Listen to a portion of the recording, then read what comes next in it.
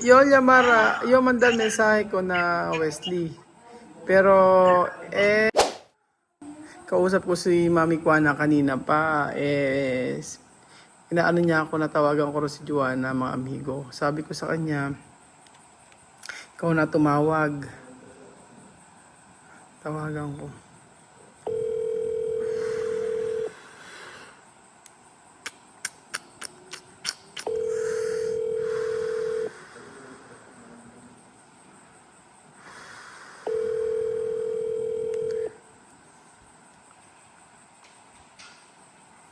Hola. Hola, Deborah.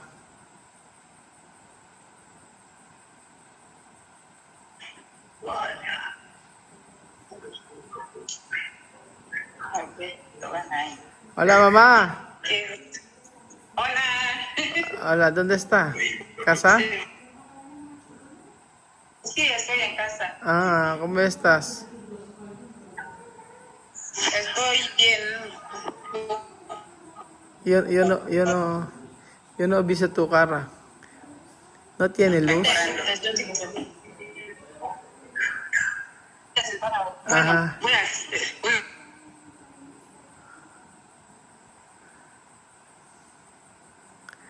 ajá.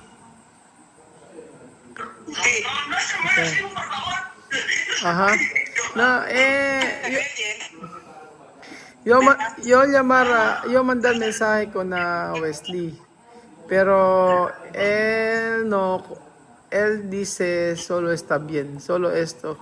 Él dice está bien, solo esto. Pero hay gente dice, Joana quiere matar, quiere suicidal, quiere Felicidad. suicidad, sí, ¿no?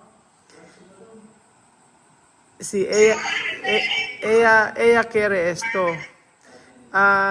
Tú puedes, Matar a ella misma. sí, matar ella misma. Hay que hablar tú puedes hablar con ella para decir esto no está bien. Así, Sí. porque yo solo puede decir tú muerto o no, porque no puede tú puedes matar así. Ajá. Ayer tú has dicho llamar Joanna, pero yo no llamar ella, solo Wesley. Ajá. Cuando tú quieres llamar a Joanna, tú puedes llamar ella para tú explicar, cosas de Dios. Así, mamá. Porque no está bien cuando ella quiere matar, porque ella tiene niños. Ella tiene 3 niños, así. Pero hay gente dice, ah, ella hacer esto.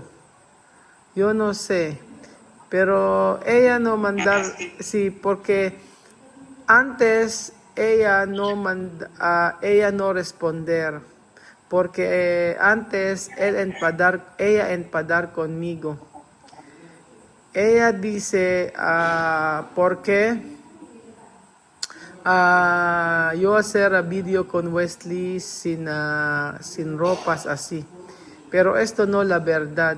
Solo yo decir antes, yo no hacer video con Wesley sin ropas. ¿Dónde esto video para yo saber? Después ella no contestar. Después hasta ayer cuando tú decir Giovanna ah, quiere matar. Después yo mandar mensaje con Wesley. Pero cuando tú quieres, tú puedes hablar con ella. Tú puedes hablar con ella cosas de Dios. Así. Porque Yo no sé por qué ella pensar esto clase de cosas. Esto no está bien. Ayer tú decirme, cuando ella regresar a Guinea, ella puede vivir contigo un poco tiempo para empezar así. Ella no sé por qué ella no regresar hasta ahora. Porque Wesley ha dicho a su niño, hasta ahora no regresar a Guinea. Yo no sé. Tú puedes hablar con ella cuando tú quieres, pero yo no quiero yo no quiero hablar más con ella. Solo yo quiero saber ella está bien cuando regresar a Guinea.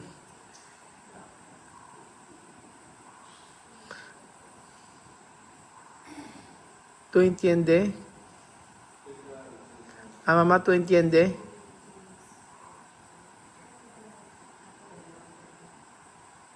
¿Aló?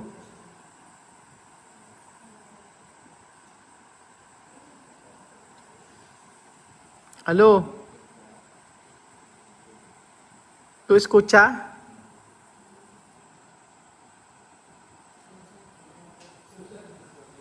¿Aló? ¿Tú escuchas? ¿A mamá? Di yata niya naririnig sinabi ko. Try natin. Salita ako ng salita, hindi pala yata niya naiintindihan.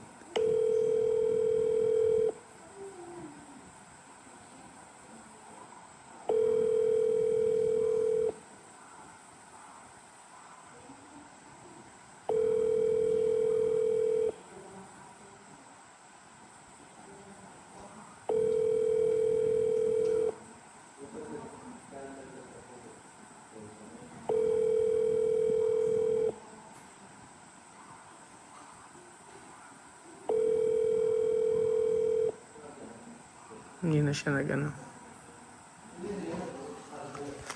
Baka po siguro, ano na siya. Baka wala na po internet. Hindi po siya sumasagot eh. So, yun po sinasabi. Kasi, sabi sa akin ni Mami Kuan na tawagan ko si Joanna. Ako na raw ang tumawag sa kanya kay Joanna. Si Wesley na lang kinausap ko para at least mas malaman ko yung totoo. Hindi ko alam kung bakit gano'n at ano nangyari.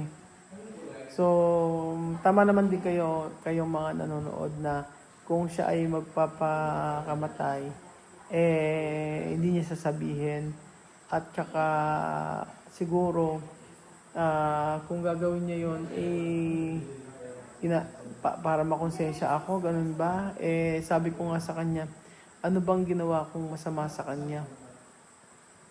Siya nga ang nagsalita ng kung ano-ano against sa akin na hindi totoo. So, siguro baka iniisip niya na kapag ka nagsalita siya ng hindi okay na against sa akin, baka matulungan siya ng ibang tao or may nag-udyok sa kanya na ganun.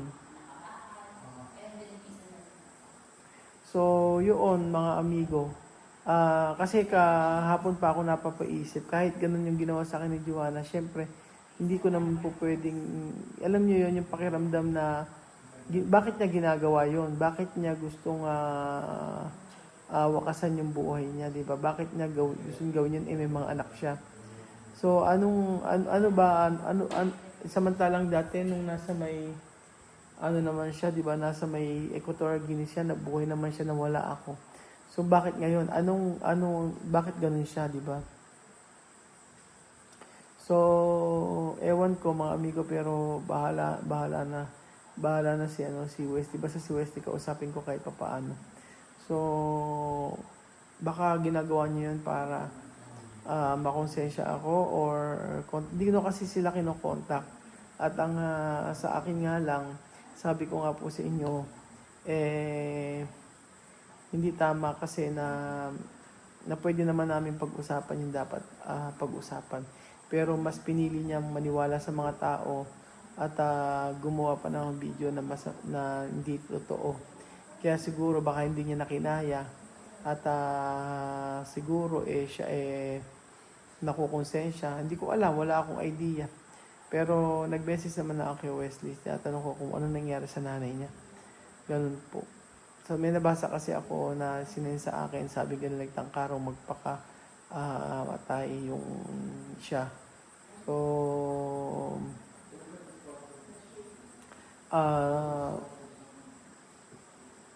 hindi ako wala akong ginawang masama sa kanya.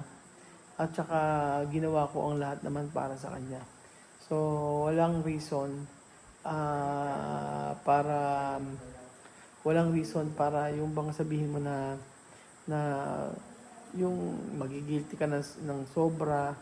Oo, mayroong pagkakataon na nagtalo pero hindi naman dapat dumating sa point na ganyan yung gagawin niya. Dahil may mga anak siya. Dapat mag-isip siya na kaya naman niyang mabuhay nang wala ako. At marami naman na tayong nagawa para sa kanya. So, kahit noong time na pumasok ako sa buhay nila o nakasama ko sila, ano ba ang buhay na meron sila, di ba? Yun lang naman po yun. Hindi naman din sila meron.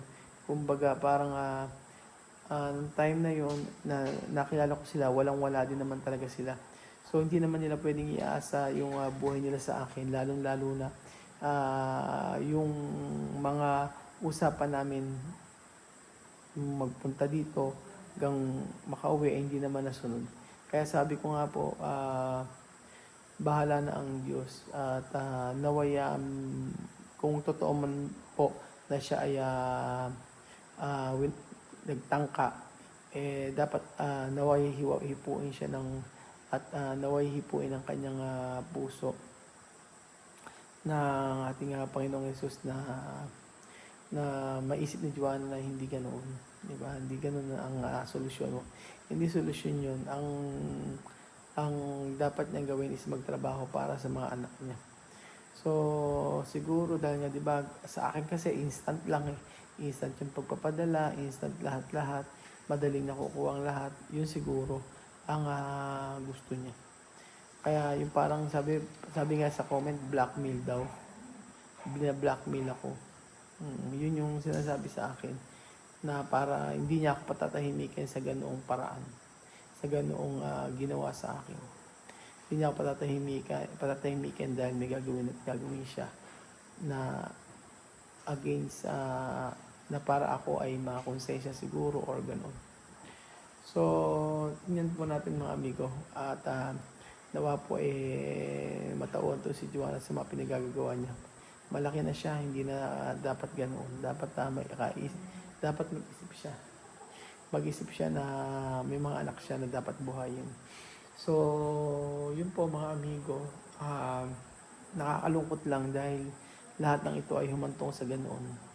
Kahit naman na hindi naman dapat mga amigo.